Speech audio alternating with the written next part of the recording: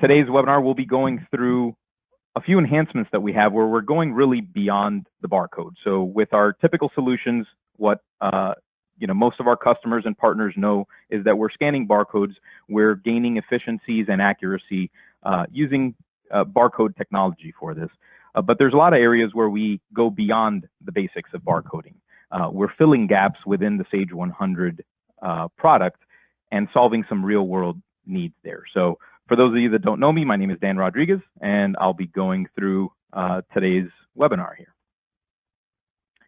So real quickly here on the, just to run through the agenda, we're going to do a quick introduction about ScanForce, talk about some of those areas where Sage may fall short and you may be looking for more efficiencies in certain areas and how we can kind of step in with these enhancements. We'll talk about 5 different enhancements today, and we'll go through a demo and a Q&A.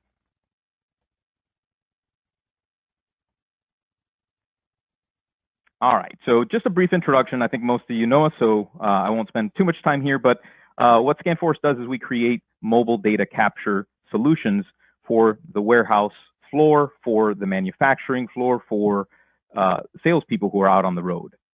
So our job really is to collect data in an easy, efficient, accurate way, and then feed that information directly back into your Sage 100 ERP. So we've been around for a long time, been working with Sage 100 for over 30 years, been a nationwide solution for barcoding for Sage 100 since 2007, over 15 years now, and all of our employees are all located in-house. We don't outsource any of our development, any of our support. So that allows us to really focus on our support, which is our kind of the cornerstone of our company, making sure that we provide the top level support for our customers. All right, so just real briefly, some of the things we'll be talking about today are specific enhancements. Just want to make sure that y'all have a good overview on what we do as well. As most of you know, WMS is one of the core products that we offer, and in 3 different flavors here: Fundamentals, Advanced, and Premium. All of these versions give you the power of barcodes and accuracy and efficiency.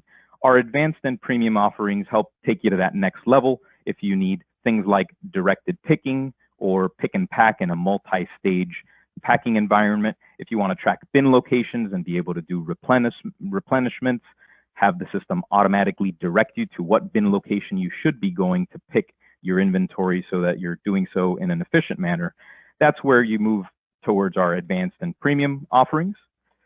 Of course, can't do WMS without having barcode labels. So we do offer a label printing solution that allows you to print labels at different points of activity. So you can do that right from the handhelds when you're receiving or making inventory.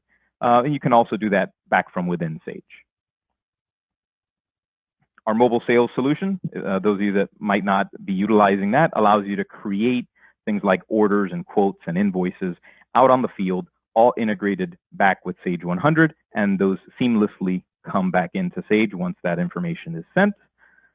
And then, of course, our manufacturing solution, a lot of traction in our manufacturing solution in a lot of different areas, from the more simple processes that are just utilizing a bill of materials to some more sophisticated environments that are either make to stock or make to order. We offer a make to order add-on for production management, really helping integrate your sales order processes with production management when you're having to manufacture some products, as well as automating that whole production management process and tracking labor if that's something that is important to you as well. So again, these are all the areas where ScanForce plays in and integrates with Sage 100. All right, so just a few key things that I'll mention that set us apart. Again, I think a lot of you know some of these things, so just 3 quick points that I'll make here. One is speed. We really have always had a focus on the performance of the applications. Sage 100 can be a little bit challenging to integrate with and to get information out of and into. So from day one, we focused on the speed of the application, both in pulling information and in getting it back in. We actually have a new import service that has helped increase our speed above and beyond what we previously had when writing to Sage. So we continue to invest in that. We had fun doing a 1,000,000 record challenge where we had to import 1,000,000 items into Sage 100. That in and of itself took many hours to get in using Sage's own visual integrator. And then we were able to prove that we could scan barcodes out of any one of those 1,000,000 items in milliseconds. Making the applications intuitive, knowing that the users that are using our software are busy and they don't want to be slowed down by the application. They need something that's easy to use. You know, unfortunately, we do encounter a lot of turnover that our customers have, so they want to be able to get their customers up to speed. Their end users, their employees up to speed as quickly as possible. So making that intuitive is very critical. And then lastly, support. Like I mentioned earlier, the cornerstone of our company has really been focused on making sure that we're able to provide not just help desk type of support, but a consulting type support for our customers to make sure that we're solving your real world problems. All right, let's get right into it. So the first enhancement that we're going to talk about here is Auto-Allocate by case pack. So kind of to set the stage a little bit here with Auto-Allocate by case pack, this applies to customers who are utilizing multi-bin and they need kind of a special type of logic to perform their auto allocations so they can efficiently track their cases. So what this is, it's a method for pickers to be able to get directed to the appropriate locations depending on what was ordered. If a full case is ordered, you're going to want to go to a location that has full case packs, right? So this case pack enhancement will help you do that. So if you have inventory that is stored in both case packs, but also you sell those items by eaches, this enhancement can really help make that process of picking more efficient and save you time in what you're doing there in the warehouse. So customers that need this, who needs this enhancement? Anybody who's utilizing or who stocks in their inventory full cases and will sometimes sell full cases, but they also break cases open sometimes so that they can sell eaches. This enhancement can really be a time saver for you. And we'll look through an example here in just a moment to kind of give you a better picture of what that means. All right, so how does it work? So what you do in Sage, you assign an item as a case pack item and you define what the case pack is. So you may have certain items where a case is 24, but you have other items where a case might be 48 or 96, and every item can have its own different case pack. So that is something that you can define back in Sage. And then the second thing that you do is you define certain locations or areas of your warehouse as case pack locations. So I'll give you an example of a couple of our customers. Some of our customers have their picking area being their lower bin locations. So when you go out into your warehouse and you stand in front of a rack, your bin locations that are your picking areas might be anything that you can grab with your hands, maybe levels 1, 2, and 3, depending on what the sizes or the heights of those different levels are. And then above, higher than that, is where you might store your overstock. So if you have full pallets on top of your racks, those might be your case pack load. Your eaches might be accessible down from your picking area, something that's within reach.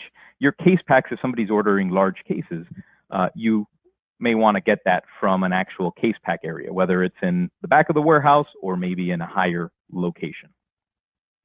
So let's look at a quick example here that we did of just a common example.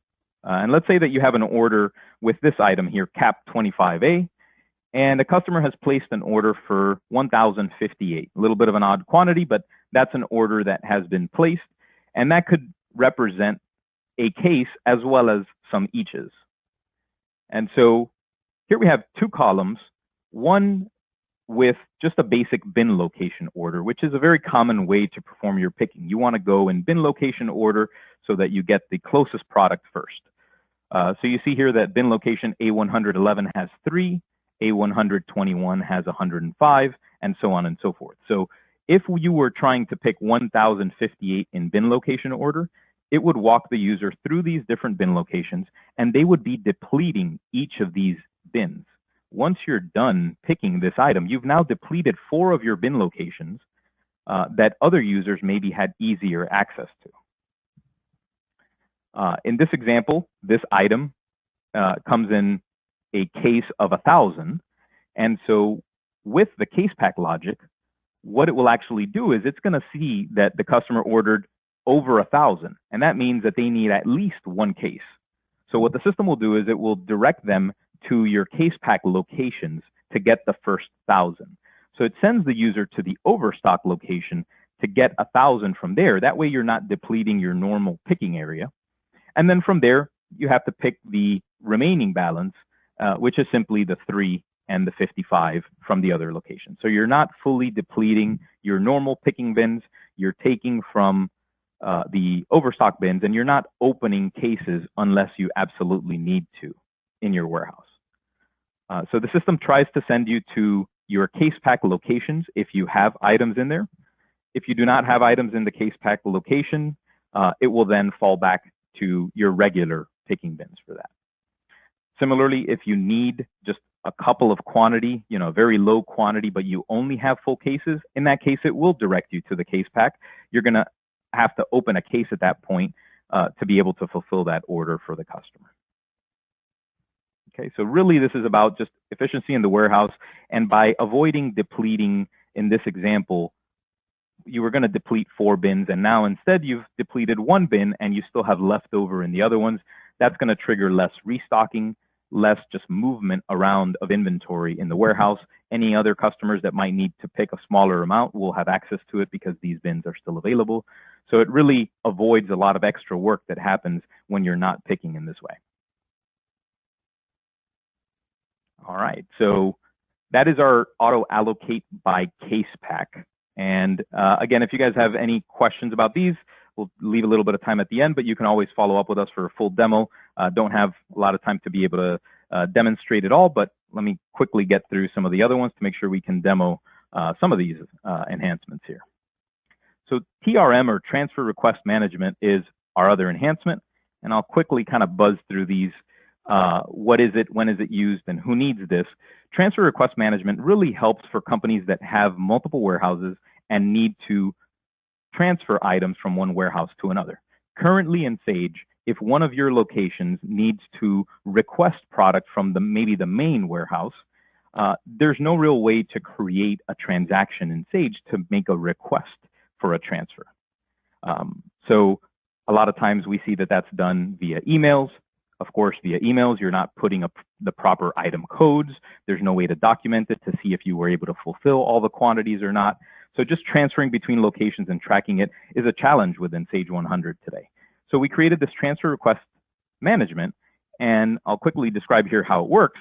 What you do is you create an internal sales order in Sage, and you flag this as a transfer order as opposed to as a standard sales order. So what you do is you print a picking sheet. That's you would kind of flag as a transfer sheet as opposed to just a normal order picking sheet. The customer that you use for that sales order is going to be an internal customer, or if you have many locations, you can create multiple internal customers for each location to represent that. We have a dedicated program on the handheld where the scanner is still going to validate everything that's being transferred. And this is the key. This is important, as opposed to just going and doing a transfer, or telling the warehouse to go do a transfer with a printout from an email or some other internal document. When they're doing a transfer, they could really pick any item that's in the warehouse. There's no validation against an actual order. With this transfer request management, now there is. Now you have this transfer order, and the user in the warehouse is going to be able to scan, or they're only going to be allowed to scan the specific items that are on that order. So it's going to validate all of the items. It's going to validate their quantities. And once they're done, that transfer is created back in Sage. The sales order is optionally updated. If they've completed the whole thing, the sales order will be deleted or the quantities will be reduced. That is completely optional. If you want to leave that order as a reference or a cross-check, you're able to do that as well. All right, so that was transfer request management. And onto something a little bit similar here is container receipt management, what we refer to as CRM, kind of jokingly. People don't love CRMs usually, but this is container receipt management, not your typical CRM, so you can enjoy this one. And again, just to kind of get through these quickly, make sure we have time to do a demo. What it is and when is it used and who needs this. Container receipt management is for companies that are receiving full containers usually, and typically this is from overseas. Containers being received where there's a long lead time between the time that it ships and the time that it's received in your warehouse. And what happens there is that oftentimes when the product is shipped from overseas, that product becomes your property at that point. Even though it's very, very far away from you, many thousands of miles away, it's still your property. You own it. You need to show it and reflect that in your books. So container receipt management and this process of container receiving allows you to do that. So let's see how that does that. All right, so what you do is first in Sage, you create an in-transit warehouse, something that's a dedicated warehouse to just track what quantities you might have on the water. If it is on a ship or vessel, usually on the water terminology is utilized, but it can also be used, of course, for just in transit, even across country. Your purchase orders would basically be grouped by container. So on a single container, of course, you can have many, many purchase orders that are being shipped to you. They're all going to be joined by this container number that you will create in Sage.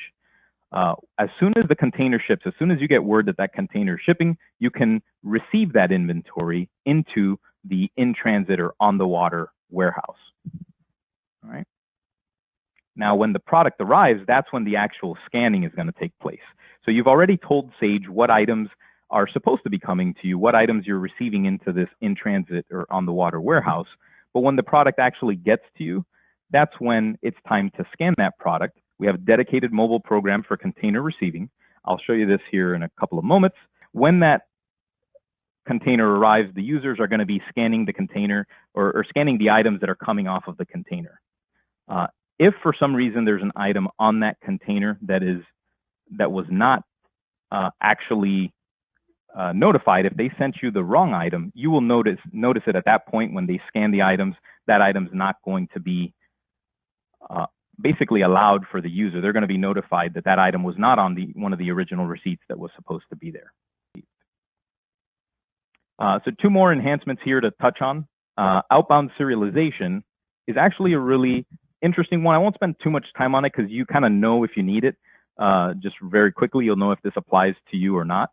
Outbound serialization is a way to track serial numbers for inventory, but only on the outbound side.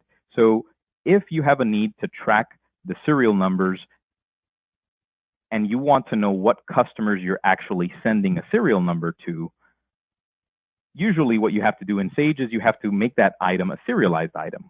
Well, the issue with that is that now you need to track that serial number from the receiving side to anything that you do internally, transfers, physical counts. You're always having to track this serial number.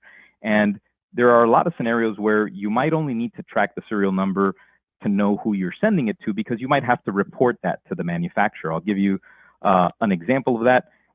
We have a customer that was dealing with Sony cameras, and so they were stocking Sony cameras, and for warranty purposes, they needed to, and I think also to track for theft and things like that, they needed to indicate what customers they were sending each camera to, the serial numbers for each camera.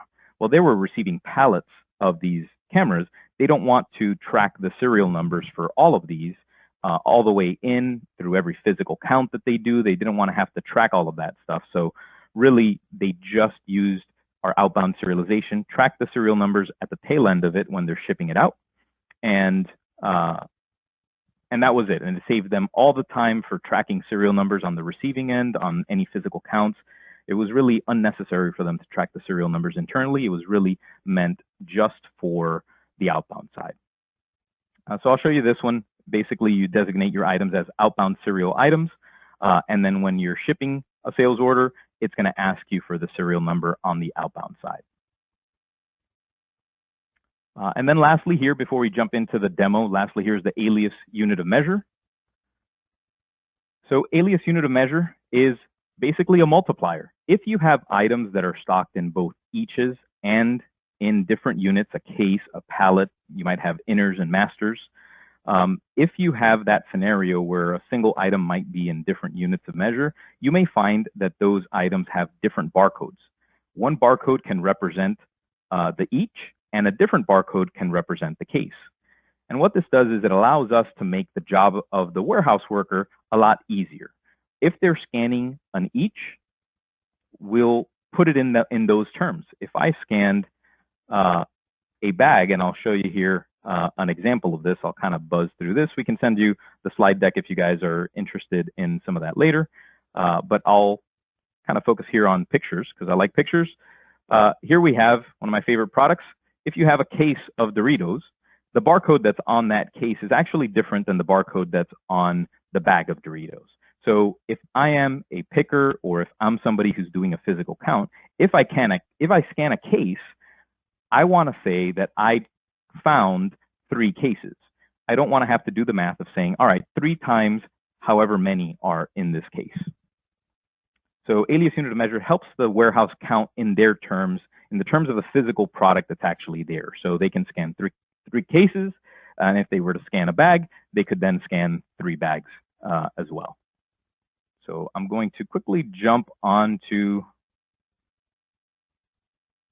demonstrate some of this to you.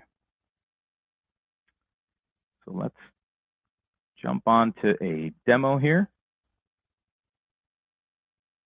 Thankfully, I had this queued up on a different server, so my rebooting computer didn't mess me too much as far as that's concerned.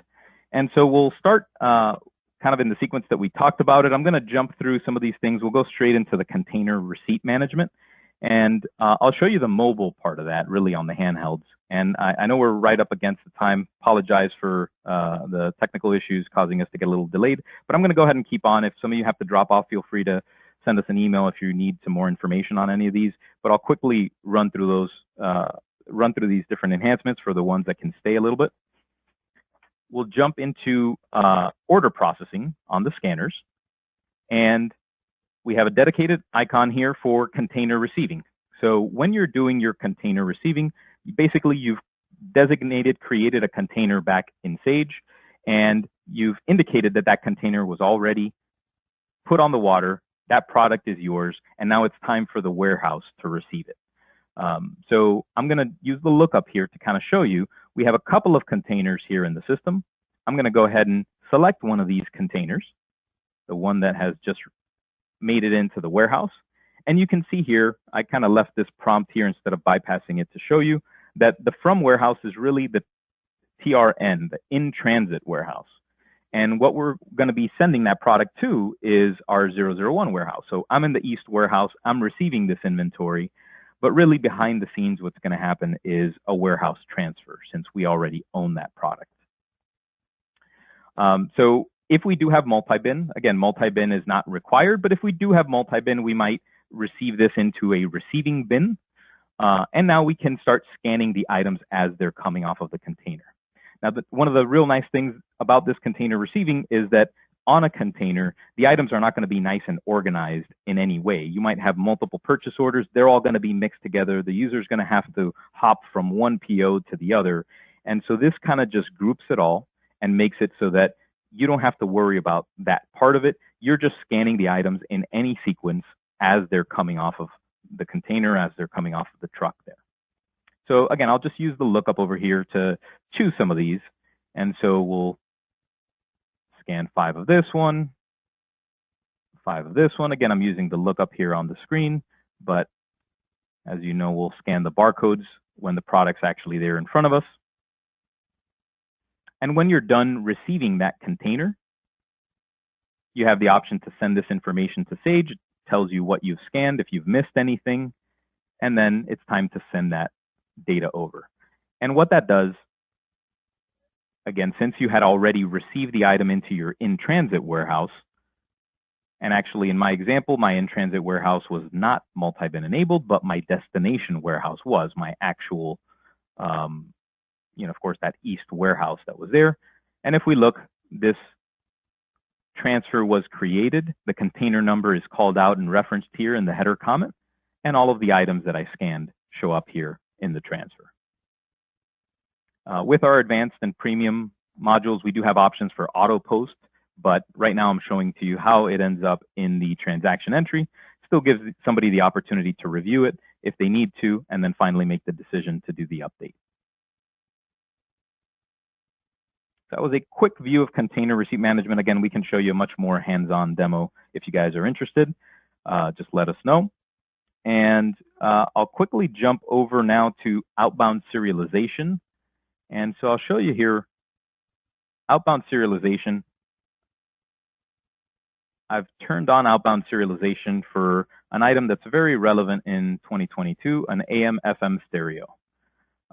So a very expensive $600 AM/FM stereo. And what I've done here in this additional tab, we have a checkbox for outbound serial item. So in Sage, this is not a serialized item. This is a FIFO item, but we have it set as an outbound serial item. All right. So let me show you what that would do then on the scanner. So right here on the scanner, we're going to stay in this order processing. If I go to ship an order out, and I created an order with that item, 230. And again, I do have multi-bin on in this environment, but it is not required for this enhancement. We have our directed picking here where it's telling the user what bin location to go to get all of these items. So first, this is a regular inventory item. So I'm taking it from this location and I'm gonna ship out 12, no problem there. This prompt, by the way, if you guys are not too familiar with this, Sage does give you the option to capture packages. This is available in all of our enhancements. So you are able to capture packages, or in all of our WMS packages, you're able to capture this information. And now here's our famous AM/FM stereo. We'll go ahead and scan that one. We'll scan what bin location we're taking that from, since we do have multi-bin. And now we say that we're going to ship 5 of this stereo. So when I enter my quantity of 5, you see here that now it's asking me for the serial number for this. So again, our handheld now has detected that this is an outbound serial item, and it knows it needs to ask for serial number. You notice that there is no lookup next to it because it's not able to validate that serial number since it's not a true serial item. But I'll show you here an example. If we were to scan serial A and then serial B and serial C, you see how it's counting down. If I were to try to scan serial C again, it's going to stop me and tell me that I've already scanned that. So it is going to prevent the user from making that type of mistake where they might scan the same serial number multiple times. But we'll go ahead and finish it off with the correct serial numbers. And this is a real serialized item, and you'll kind of notice here that with a real serial item in Sage, we do have the lookup so we can choose a serial number that actually exists in Sage. Dan, that is a question someone asked. Is the outbound serialization number a UDF in Sage? Okay, yeah, good question. I'll show you here in a moment. When we send this information, what we've done is the real practical way when this information is sent back, usually the purpose behind this outbound serialization is a month later, someone might, whether it's the manufacturer or vendor, someone might come and ask you, who did you send this serial number to? The easiest way to find that information is actually in our management console. So I'll pull that up here real quick. This is our management console where we have all of the information that's been scanned and stored. And we can see here, if we scroll a little bit, this AM/FM stereo that we scanned, we can see all of the individual scans. The user is SF, I logged in as SF, but you would be able to see what user did this scan, what the date and time of all of these scans were. And here you can see the actual serial numbers. Here are the serial numbers for the real serial item. Here's the serial number for our outbound serial item. So you would be able to search for a serial number. So if I were to put serial number C, I can quickly find what order was that on, what customer did I send it to, when did I send it to them, what package did I capture that in. So I could see here that this is on package number 2. So all of this information is right here in our management console. We do actually send those serial numbers back to Sage as well into a field that we add that's basically a comma separated field. So we do send those serial numbers back, but really the easiest way to search for them is going to be in our management console. If you need to print those serial numbers on your invoice or packing lists, you're able to do that because we do communicate that back to Sage.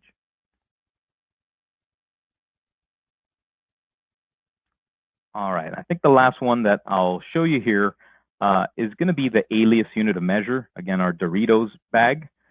And I think I can demonstrate that pretty easily with a physical count. So I'm going to jump into our inventory transactions here and do a physical count. Still going. So I'm going to scan a location over here. And when we're doing our physical count, we have to scan our item. So one of my favorite items in the ABC company is 6655, just because it's nice and easy to type in. So if I type the real item number, you see that it shows me that this is an each. So if I type the item number or if I scan the alias that represents each, it's just going to show me each, and I might have here 6 eaches. But now I might find more of the same item, but when I scan the barcode, I'm scanning the case barcode. So I have a case barcode over here, which is 8675309. I'm not going to sing that to you, but I'll say 8675309. We'll accept that. And you see that just by putting in that alias, that barcode from the case, the system automatically knows that I scanned the case. And now the warehouse can see that they scanned the case, and the quantity that they're entering right now represents a case of 48. So if I find 2 cases of 48, I don't have to do 2 times 48. I can just say 2 cases. Okay. And again, it knows that automatically based on what barcode I'm scanning. So I'm going to send this information, send it back, and then I'll show you real quickly. We do the translation in the background. So for Sage, we're actually sending it all the eaches. But for the warehouse, we're showing them the information the way that they're physically seeing it out there in the warehouse. Again, eliminating them having to do any math, any calculations. We want to make their jobs as easy as possible, keep them doing their work as efficiently as we can. So we're going to jump into physical count entry. I'll pull up the warehouse, and we'll see this item, 102, which is 2 cases of 48 plus the 6 that we had. That's how we get to the 102. My inventory seems to be very off for this item, but nonetheless, I've been able to count that in a very easy and efficient way. All right, and I think that wraps up what I wanted to go through here on the demo. I appreciate you guys chiming in with a couple of questions here while we were doing it, and those of you that were able to stay for the extra 10 or 11 minutes here, appreciate that as well. Our contact information there, if you guys have any questions about any of these add-ons, enhancements, solutions, or any of the other things that we talked about, please feel free to reach out to us. Darcy, I don't know if any other questions have popped in, and I'll gladly stay on and go through those. There are a few more if you want to take them. Sure. Okay, and these were asked, I'm not sure what context they were in, but what is the difference between this and the wave receiving where we also received a container? Do we have to create a wave receiver if we do it this way? Good question. So we do have a solution called wave receiving, and it does have some similarities here where with wave receiving, you are also typically receiving a container, a group of multiple purchase orders at the same time. The main difference between container receiving and wave receiving is that with wave receiving, you create the wave in advance, but the product is not going to show up in your warehouses. It doesn't show up in Sage as being your property, as you owning it in any way, until the product physically arrives in your warehouse. Then you scan it, do the receipt, and then that product goes into your warehouse. With container receipt management, you're actually receiving the products in advance in this in-transit or on-the-water warehouse. And then from there, when the product physically gets to you, it really just represents a transfer on the back end. So a lot of the same functionality and benefits, but very different with that key feature there. If you do happen to have our wave receiving and you think container receiving might be a better fit for you guys, reach out to us. We'll kind of talk you through that and make sure that it's a good fit for you, and we can maybe transition you from one to the other. Okay, just 2 more. Does Outbound Serialization number have a similar option for tracking lot numbers? You know, we actually did do an outbound lot for someone. We created Outbound Serialization to solve this issue with serial numbers, which is the most common. We have customers with cell phones, with cameras, actually even with nail polish. So L'Oreal, and I think like nail polish and makeup and all of these things have a high theft rate, or you're able to buy them out of somebody's trunk, at the nearest gas station. And so they're trying to lock that down. They put this UV encoded barcode on there. And so one of our customers tracks that using our outbound serialization. So it was really created for serialization. We did actually convert that for one of our customers who wanted to do it in more of a lot way. We don't have it fully standardized, but if you like the concept of outbound serial, but you want to do that more in a lot type of environment, reach out to us. We could definitely do something like that. We might have to use outbound serial, and again, kind of twist it, bend it a little bit to fit with lot numbers. Okay, and then the last one, and I think you answered it, but do the serial numbers go on the invoice to the customer? Yeah, that is completely optional. So we do send those serial numbers back to Sage into a UDF, so you can include that on the invoice or the packing list, both or none of them, if it's really just for internal tracking. That's all. All right, guys, appreciate those of you that were able to hang on here until the end. Thank you all for your time. And again, look forward to talking to you guys there in the future.